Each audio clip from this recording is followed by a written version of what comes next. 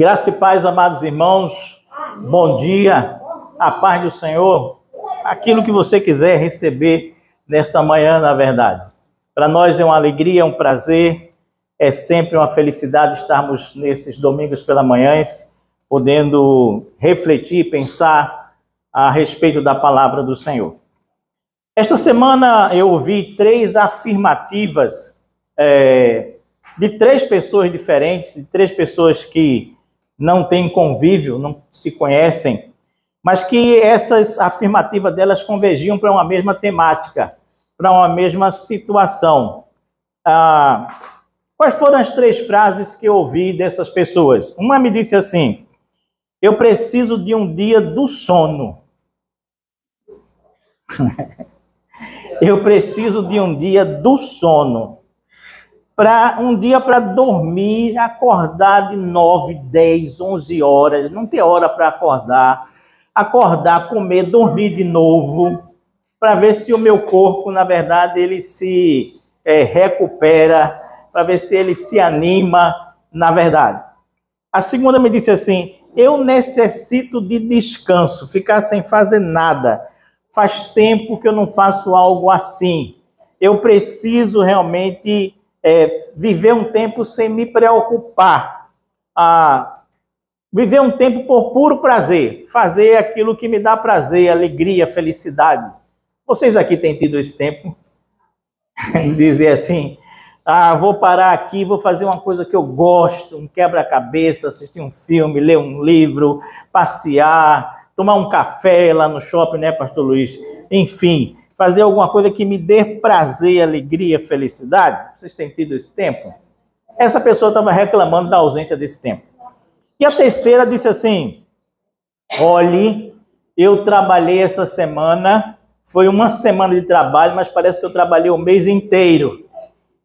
Ou seja, eu já estou completamente esgotada por uma semana só de trabalho. Estou hiper cansada, estou sobrecarregada, na verdade. E eu achei interessante porque isso veio de 3 pessoas diferentes, 3 pessoas que não tinham contato entre si.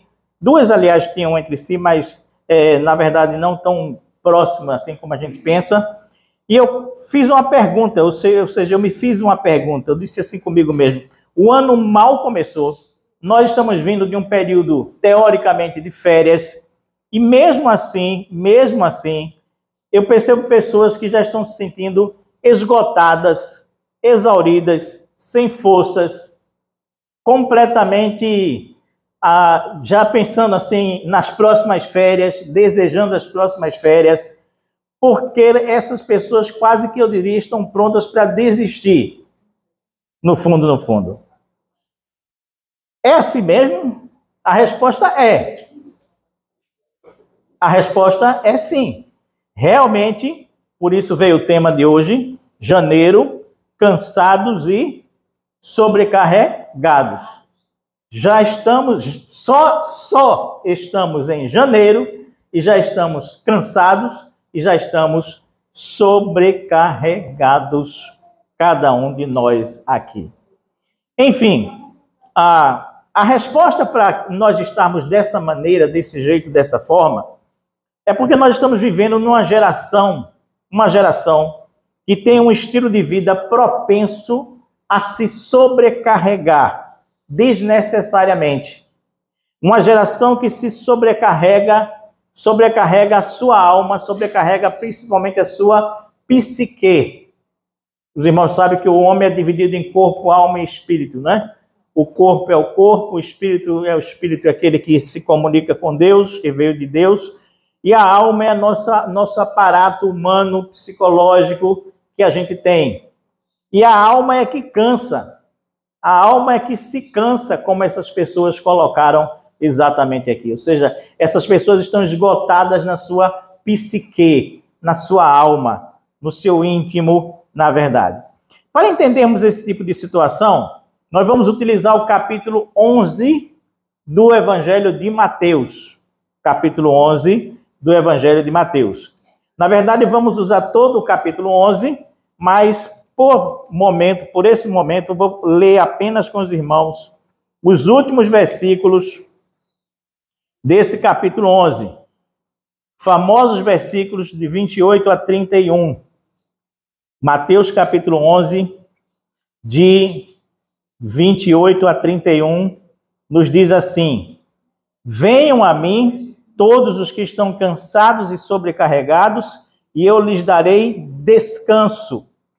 Tomem sobre vocês o meu jugo e aprendam de mim, pois eu sou manso e humilde de coração, e vocês encontrarão descanso para as suas almas, para a sua psique, no grego. Pois o meu jugo é suave e o meu fardo é leve. Amém, meus irmãos? Muito conhecido esse texto, extremamente conhecido, não é quase que a gente sabe ele de cor e salteado. Ore comigo nesse instante. Pai bendito, Deus eterno, nós estamos buscando a tua presença nesse momento. Te pedimos que tu possa ser aquele que vai nos ensinar, que vai ministrar, que vai trazer a tua palavra para todos que estão presentes aqui e aqueles que vão nos ouvir via internet durante essa semana, Pai.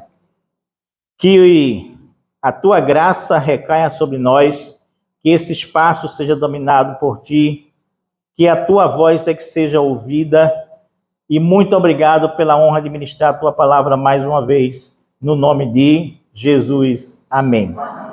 É importante, contudo, a gente fazer primeiro uma distinção aqui, tá? Qual é a distinção? Nós estamos cansados porque nós estamos sobrecarregados. Entendeu? Porque Jesus diz assim: vinde a mim todos que estáis cansados e sobrecarregados. Não é a sobrecarga que provoca, não é o cansaço que provoca a sobrecarga, mas é a sobrecarga que provoca o cansaço em cada um de nós. Ou seja, a pergunta-chave para a gente responder é: o que é que está nos sobrecarregando para nós estarmos nos sentindo tão cansados assim como nós estamos na verdade? E já que esse texto que eu acabei de ler, eles são os últimos versículos do capítulo 11, esse texto ele não caiu à toa, fechando o capítulo 11.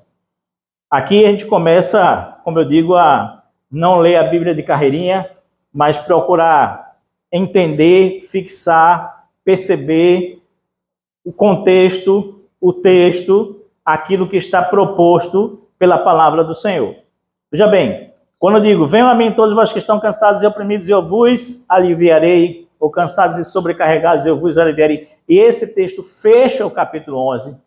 Evidentemente que esse texto tem a ver com os outros versículos que vêm antes, ou seja, com o contexto imediato daquele texto. E o que é que vem antes? É exatamente aí que nós vamos encontrar a resposta para aquilo que está nos sobrecarregando. Primeira coisa, que esse texto do capítulo 11 como um todo vai nos dizer que está nos sobrecarregando, é que nós estamos sobrecarregados do espírito de competição. Nós estamos sobrecarregados do espírito de competição. Veja bem, o que é que diz o versículo, capítulo 11, versículos 11 e versículo 18? Diz assim: digo-lhes a verdade, entre os nascidos de mulher não surgiu ninguém maior do que João Batista. Todavia, o menor no reino dos céus é o maior do que ele, é maior do que ele. Pois veio João, que jejuma e não bebe vinho, e dizem, ele tem demônio. Veio o Filho do Homem, comendo e bebendo, e dizem, aí está um comilão e beberrão, amigo de publicanos e pecadores. Você percebeu aqui o contexto dessa situação? Ele diz assim, entre os nascidos de mulher, ninguém é o quê? Maior do que João. Mas o menor no reino dos céus é maior do que o João aqui. Ele está dizendo isso porque alguém está preocupado em quem é o menor e quem é o maior, quem é o maior e quem é o menor, está entendendo? Por isso que Jesus Cristo está exemplificando e dizendo, olha só, para com esse negócio de espírito de competição. O espírito de competição era tão grande que havia um comparativo entre o próprio João Batista e Jesus, percebeu? O texto que eu li no versículo 18 diz assim, olha, João veio e não comia, fazia jejum e nem bebia. E disseram que ele tinha um demônio. Eu vim, e eu como, e eu bebo, e o pessoal diz que eu sou um comilão e um beberrão. Ou seja, mais uma vez o espírito de competição se fazendo notório ali. Ou seja, existia entre as pessoas uma preocupação em quem é o maior, menor, primeiro, último, essa escala, vamos dizer assim, de ranking que se estabelecia dentro da sociedade. E não só dentro da sociedade, mas também com os próprios apóstolos, ela assim, também, dessa mesma forma. Ela não é. Aí mesmo, capítulo 18, Mateus capítulo 18, versículo 1, a gente vai ler assim: naquele momento os discípulos chegaram a Jesus e perguntaram: quem é o quê? O maior no reino dos céus. Pô, mas Jesus Cristo já não tinha respondido isso no capítulo 11?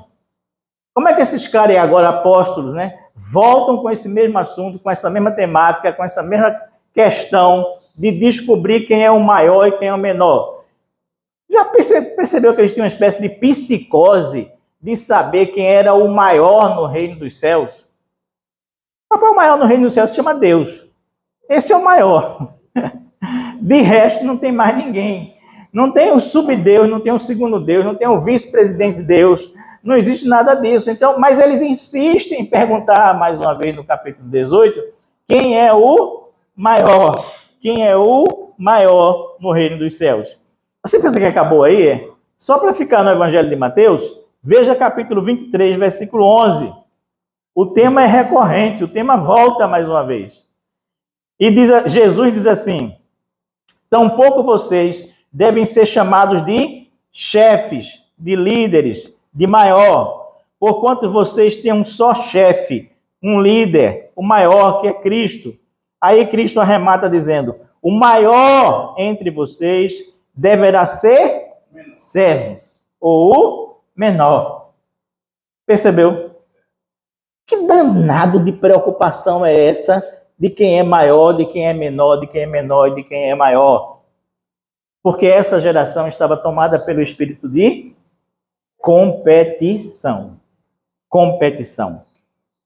Ou seja, desta maneira, Jesus batia de vez em quando na mesma tecla, tentando atenuar, tentando apaziguar, tentando tirar da mente dos seus apóstolos esse espírito de competição de quem era maior, de quem era menor, de quem era menor, de quem era maior.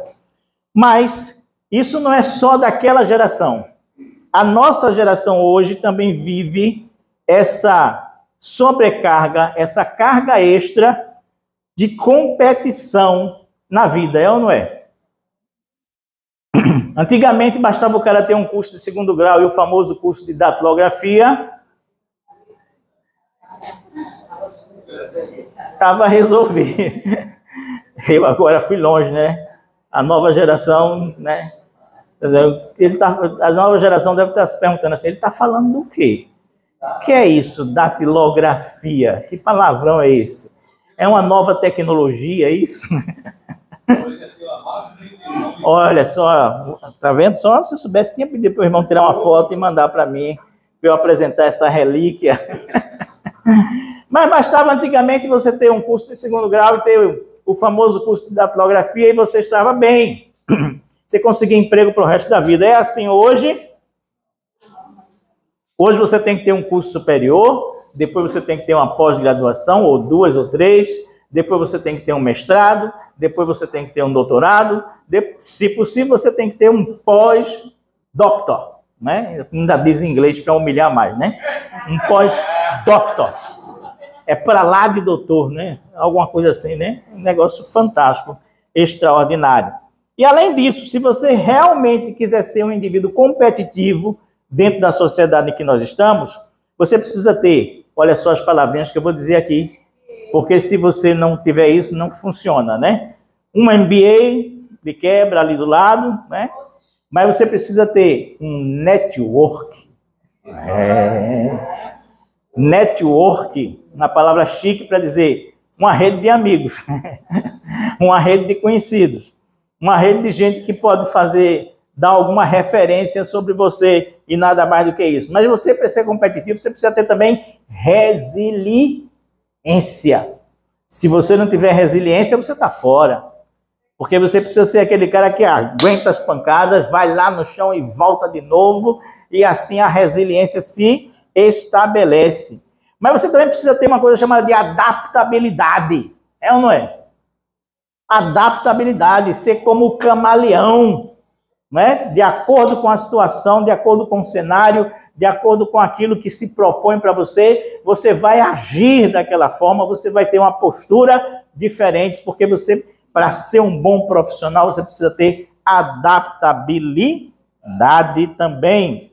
Mas não só isso, você precisa também ter uma coisa chamada de inteligência emocional. Se você não tiver inteligência emocional, você não sabe se relacionar com as pessoas, você não é competitivo, você está fora, portanto. Agora, de quebra, atualmente, estamos engateando ainda, mas precisamos ter a famosa IA. Conhecimento de IA. Na internet não falta, na verdade, curso de IA agora, né? Inteligência artificial. Eu fico até me perguntando se esse nome está correto, ou se ele vai mudar ao longo do caminho. Porque uma coisa artificial tinha uma outra conotação no passado. Né? Era um artifício. Não era uma coisa tão assim legal, importante, sustenta, de verdade.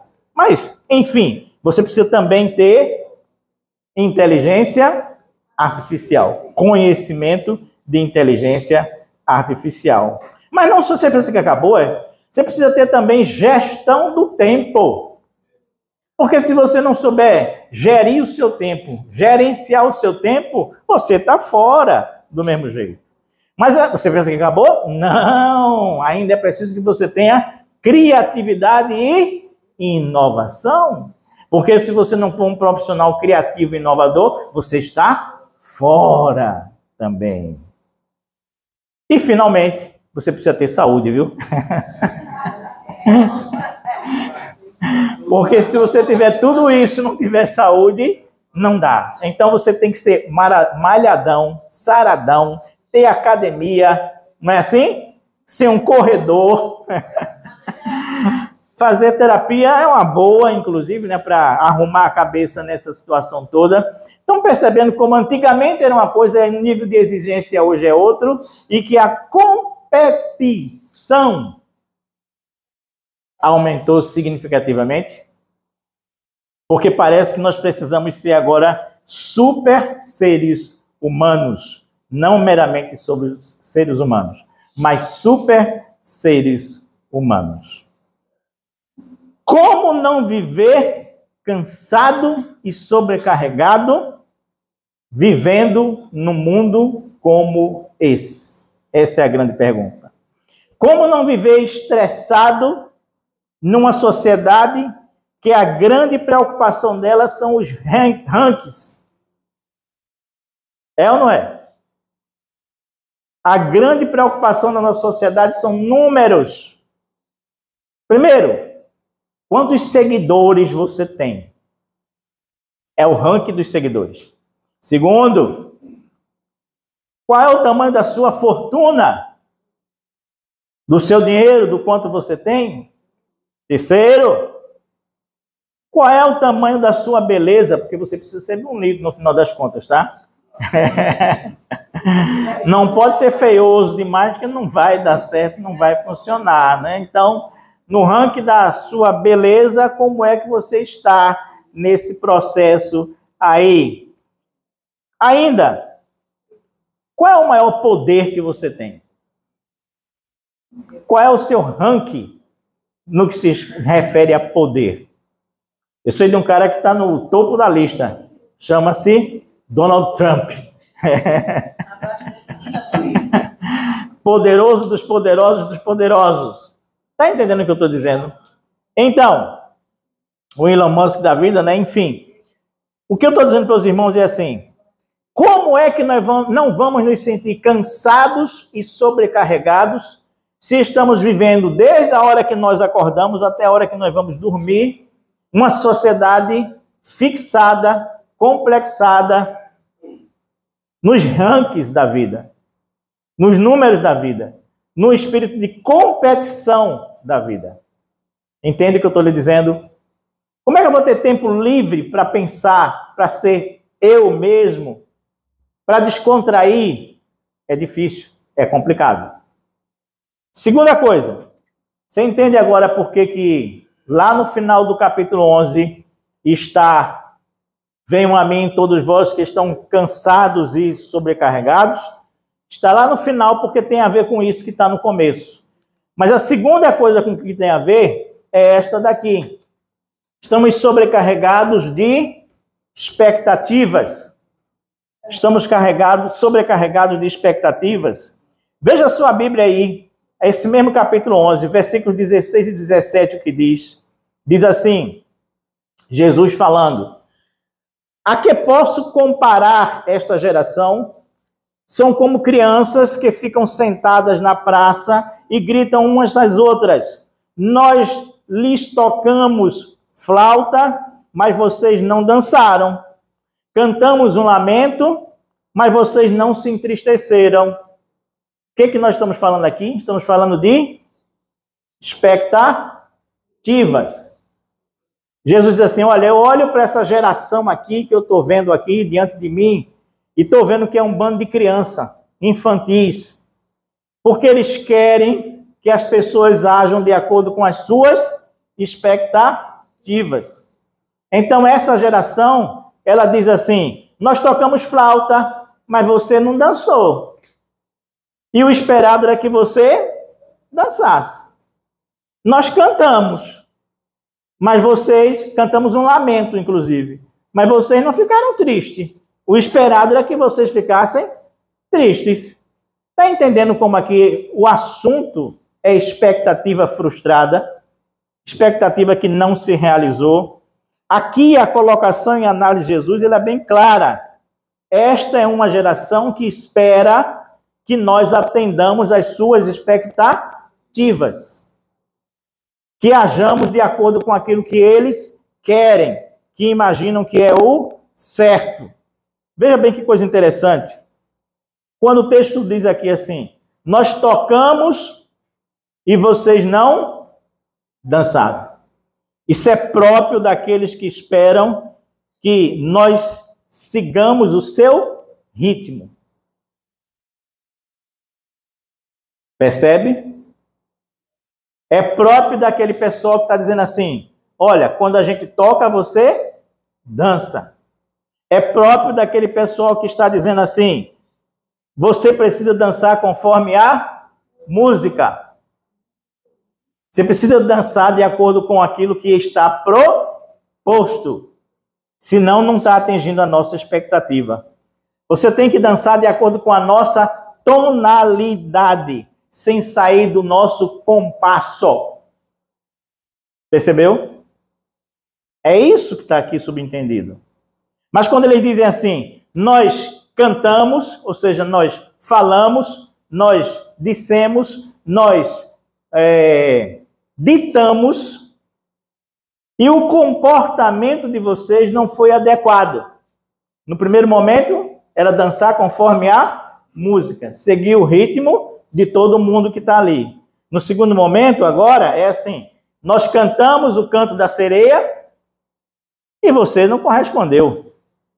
Precisaria corresponder, precisaria se encaixar. Ou seja, o seu comportamento, que seria se entristecer, não está adequado, porque você não se entristeceu diante daquilo que nós fizemos.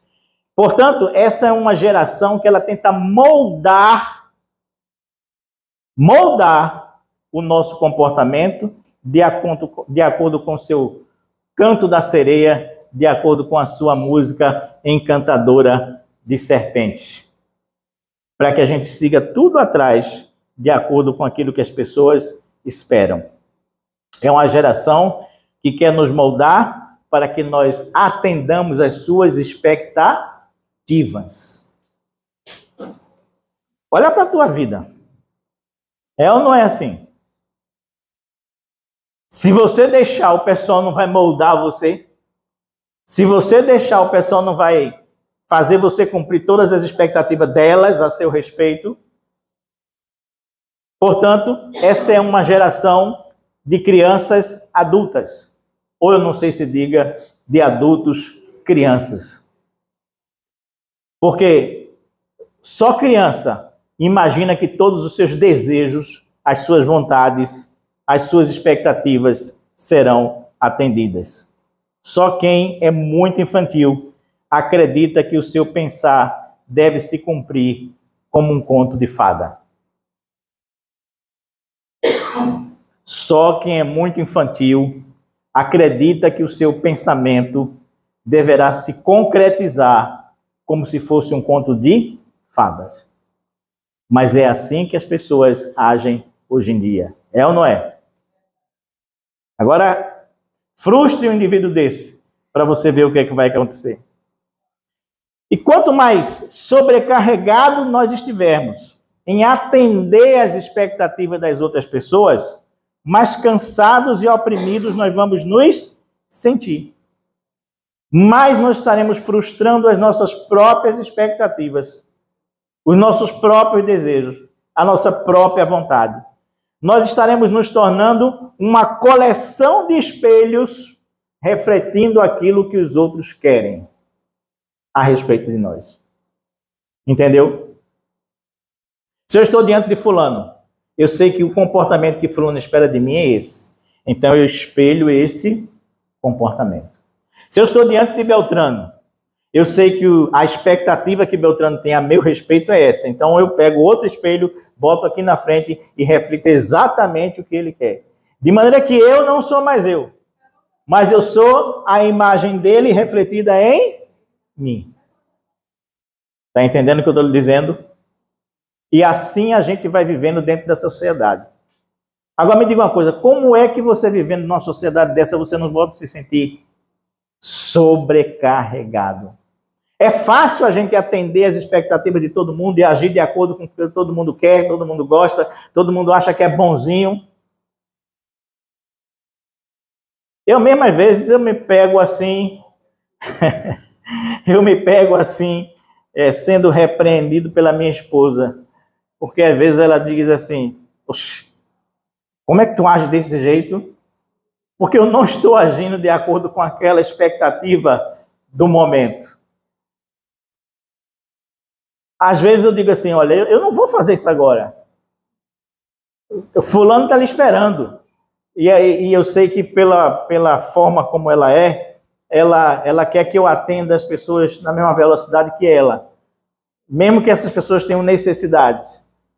E eu, como psicólogo, sei que não é assim. A gente tem que ter calma, tem que ter tranquilidade. A gente tem que ter saber o que dizer para o indivíduo. Então eu digo, olha, não vou fazer agora, nesse instante, nesse momento, não. Eu vou fazer, mas eu vou fazer daqui a pouco. E eu não estou atendendo às expectativas, talvez nem dela, nem quem está do outro lado da linha me esperando para que eu faça alguma coisa no fundo.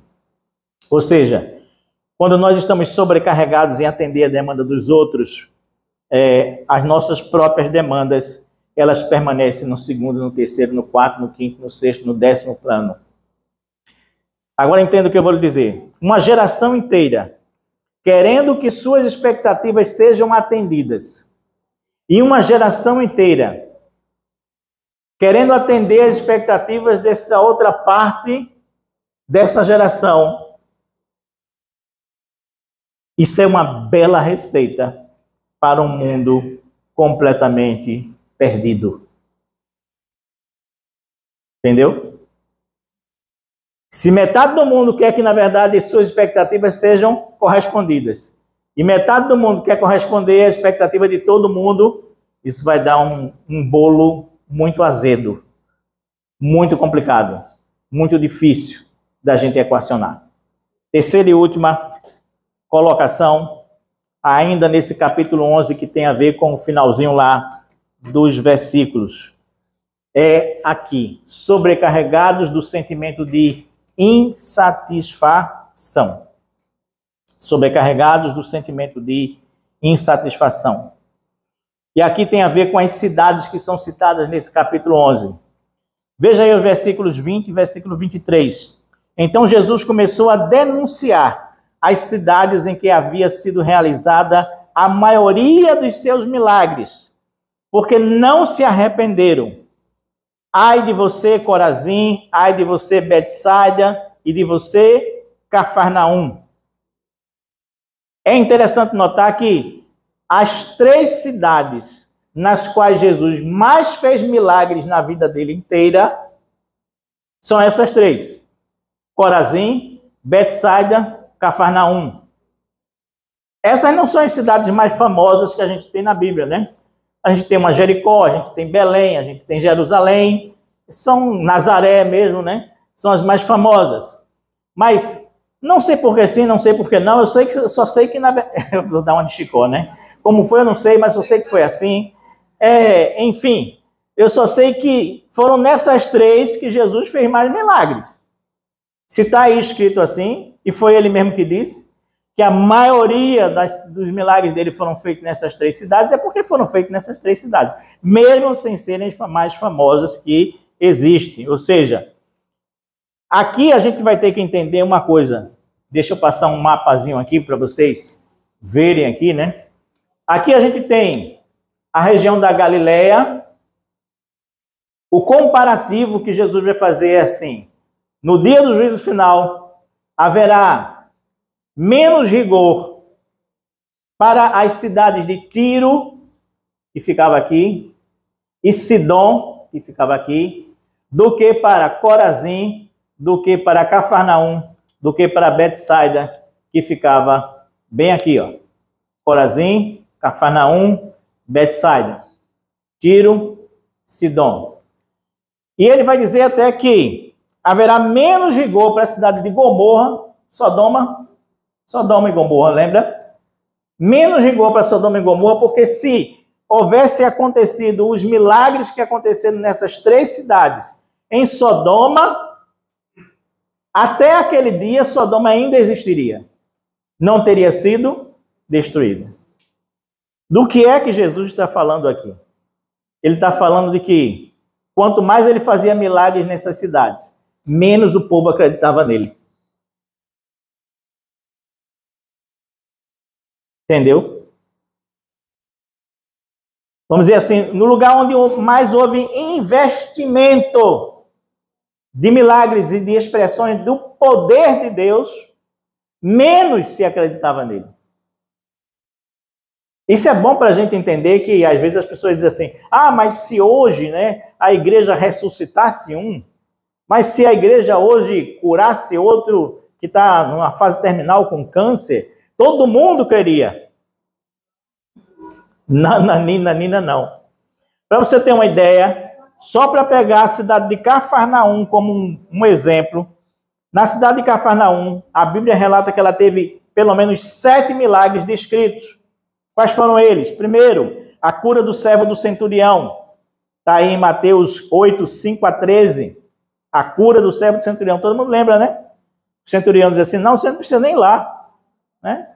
Basta uma palavra sua daqui e ele vai ficar bom lá. Fantástico, extraordinário. A cura da sogra de Pedro.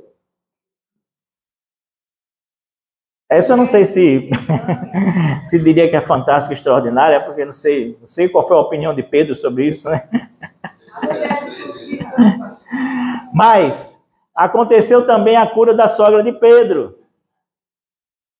Aconteceu também a cura de um paralítico, Mateus 9, de 1 a 8. Aconteceu em Cafarnaum também a cura de um homem endemoniado. Está lá em Marcos 1, 21 a 28. Aconteceu também a ressurreição da filha de Jairo. Cafarnaum. Mateus 9, 18 a 26. Aconteceu a cura da mulher que tinha aquela hemorragia, que fazia não sei quantos anos que não estava boa. Aconteceu, todo mundo conhecia aquela mulher. O problema dela, a doença dela é um testemunho fantástico. Aconteceu a cura de 2 cegos, Mateus 9, 27 a 31, também tudo em Cafarnaum. E de que adiantou isso? De nada. Por quê? Porque essa cidade é comparada a Sodoma e haverá menos rigor para Sodoma do que para Cafarnaum, que recebeu tantos milagres assim. Ou seja, Você entende agora quando eu falo que está havendo aqui uma sobrecarga de sentimentos de insatisfação? Isso é sobrecarga de sentimento de insatisfação. Nada satisfaz esses indivíduos. Nada satisfaz esses indivíduos. Faça o que você fizer, não vai satisfazer esses indivíduos.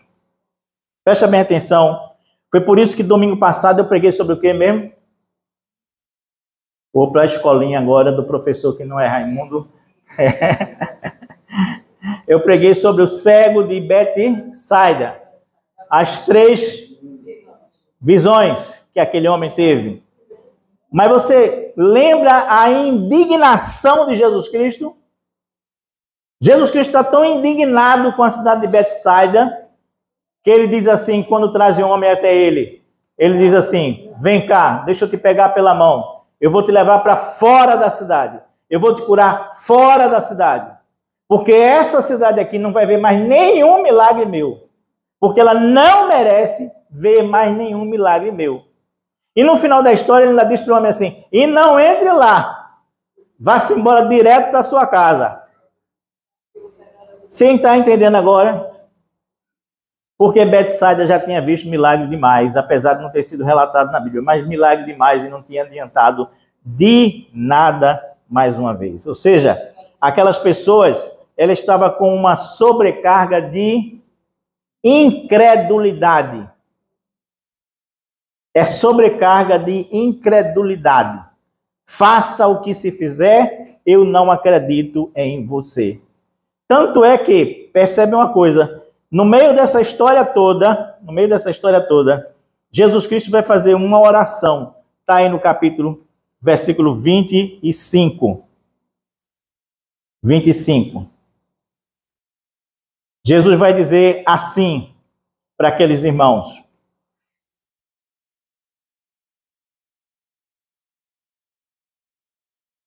Graças te dou, ó Deus, porque revelastes essas coisas aos pequeninos e aos humildes. E as escondeste de quem? Dos sábios e dos entendidos. Está entendendo? Aonde é que estavam esses sábios e entendidos? Nessas 3 cidades. E toda vez que você tem gente que se considera sábio e entendido, logo ele vai rejeitar a palavra de Deus. Isso não é regra geral, graças a Deus. Não é regra geral.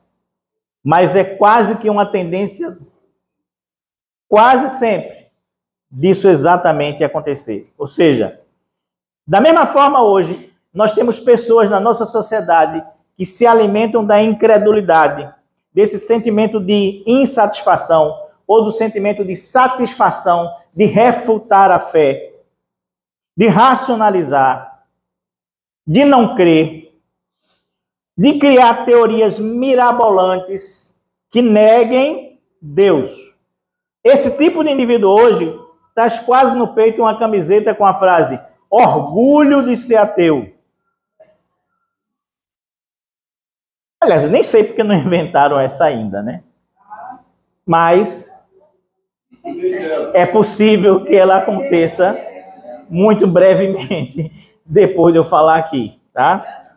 Orgulho de ser ateu. Você já notou como tem gente, por exemplo, na televisão, intelectuais, pseudos-intelectuais, muitas vezes, que eles têm orgulho de dizer que não acreditam em Deus, que Deus é uma possibilidade, de citar 1001 conjecturas, assim, assado. Eu gosto até dele em certas situações, mas o Leandro Carnal é um desses. É um desses. Ele é carnal demais, né? Enfim. É para esse tipo de pessoas que Jesus diz o seguinte, no final da parábola do rico e de Lázaro. Lembra da parábola do rico e de Lázaro? Lembra? É para esse tipo de gente que Jesus vai dizer lá no final da parábola do rico de Lázaro. Vou só fazer uma recapitulação rápida aqui da parábola. Existia um rico, existia um pobre chamado Lázaro, que ficava debaixo da janela dele, almejando comer as migalhas que caíam da mesa, ele não dava nada, morreu o rico, foi para o Hades, o inferno, conforme a Bíblia diz, morreu o pobre, foi para o seio de Abraão, ou para o céu, conforme a palavra que é utilizada lá. Num pretenso diálogo entre Abraão e esse rico, o rico no final da história diz assim, ó, já que eu não posso passar para aí, nem vocês passarem para cá, mas pelo menos manda que Lázaro ressuscite e vá até a minha casa e diga aos meus 5 irmãos para não virem para cá. Ou seja, que modifiquem o comportamento deles de tal maneira que eles não terminem aonde eu estou. Qual é a célebre resposta de Jesus? Que é o contador da parábola. Ele vai dizer exatamente o seguinte, se eles não ouvem a Moisés e aos profetas, tampouco se deixarão convencer, mesmo que ressuscite alguém dentre os mortos. A filha de Jairo ressuscitou em qual cidade? Cafarnaum. Redundou em quê? Na crença daquela cidade, na conversão daquela cidade, no arrependimento daquela cidade? Não. Não. Esse é um povo, é uma geração sobrecarregado do sentimento de insatisfação e de incredulidade, principalmente com as coisas de Deus. Uma geração que se sobrecarrega de sabedoria, cultura, intelectualidade, conhecimento, ela perde completamente a simplicidade do Evangelho. O Evangelho é simples, não é complexo, não é do outro mundo, não exige a compreensão de uma teoria da relatividade para que você o aceite. Não! É simplesmente uma boa nova. Nada mais do que isso. Ou seja, esses indivíduos esquecem que o mais importante é sua relação com Deus. Para concluir, a pergunta é, se você está sobrecarregado das competições da vida, sobrecarregado de tentar atender às expectativas dos outros, sobrecarregados muitas vezes de cultura e sabedoria e intelectualidade, que terminam gerando um sentimento de insatisfação, trazendo o peso da incredulidade para a sua vida. Se você está cansado e sobrecarregado de tudo isso, agora você está pronto para Mateus 28 a 31. Glória a Deus. Glória a Deus. Se está cansado de competição, se está cansado de querer atender a expectativa dos outros, se está cansado desse sentimento de incredulidade, agora sim, você pode ouvir Mateus 28, 11, 28 a 31. Agora sim, você pode ouvir aquela famosa frase, vinde a mim, todos que estão cansados e sobrecarregados, e eu vos aliviarei. Maravilha, gente? Se você cansou de preceitos, ritos, ansiedade, preocupações, obrigações desnecessárias, expectativas em excesso, cobrança, cerimônias vazias, se você virou um burro de carga social,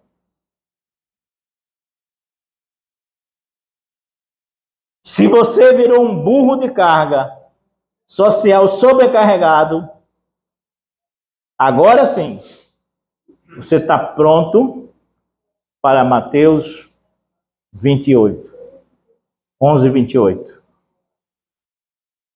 O mundo em que você vive está pesado demais. Jesus diz assim, vinde a mim e vocês encontrarão repouso para a sua alma. Em outras palavras, no original ele está dizendo assim, venham a mim e vocês estarão encontrando repouso para a sua psique, sua mente, sua alma. Mas no original grego, essa palavra repouso, preste bem atenção, essa palavra repouso, ela significa o seguinte. Repouso no grego significa, no original grego significa estar dispensado de. Olha que maravilha.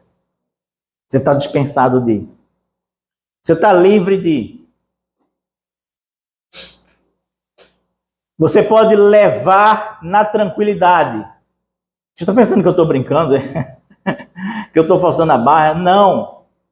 Pegue o dicionário grego, pegue essa palavra repouso, que ela significa isso que eu estou lhe dizendo lá no original.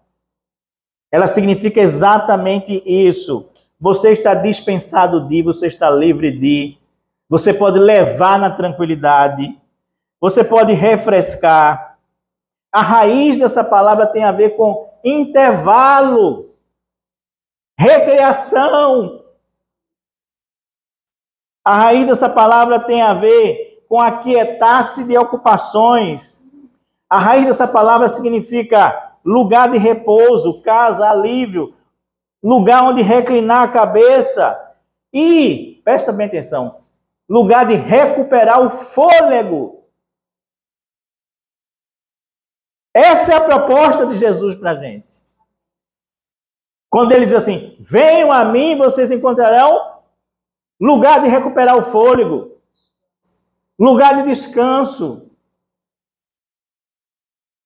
lugar de leveza. Venham a mim, porque vocês encontrarão isso. Agora, se você não vier, você vai continuar sobrecarregado. É por isso que, nesse mesmo texto, Jesus diz assim, aprendei de mim. Aprendei de mim. Aí sabe o que é que eu penso aqui? É que se a gente aprender mesmo dele, isso que ele está propondo aqui, diante desse mundo, dessa geração que a gente vive, a gente vai aprender a cochilar na tempestade. Amém, meu irmão? Amém. O mundo vai estar caindo, a água vai estar entrando, o barco vai estar quase afundando, e a gente vai estar cochilando na tempestade. Porque a gente vai estar nele. A gente vai estar junto com ele. A gente vai estar, na verdade, tendo um intervalo, uma recreação. Qual é a melhor coisa para o aluno na escola? Quando toca para o recreio, alguém fica na sala. Todo mundo vai embora para o recreio. Corre para o recreio. Tá ruim? Corra para Jesus. É nele que tem um repouso. É nele que tem um intervalo. É nele que tem um recreio. É ele que quer nos botar para cima. Eu não é preciso dizer que as 3 frases lá no início que eu citei, eu ouvi de 3 professoras. Por que vocês acham que eu usei imagem só de professor hoje aqui, só de sala de aula, só de aluno? Eu ouvi essa frase de 3 pessoas envolvidas com a educação. 3 professoras. Aí eu quero dizer para elas assim, apesar do sermão não ser só para elas, né? Venha Jesus e você vai encontrar descanso para a sua alma. Venha Jesus e você vai encontrar o seu intervalo, a sua hora de recreio, o seu lugar de descanso no Senhor. No nome de Jesus. Amém e amém.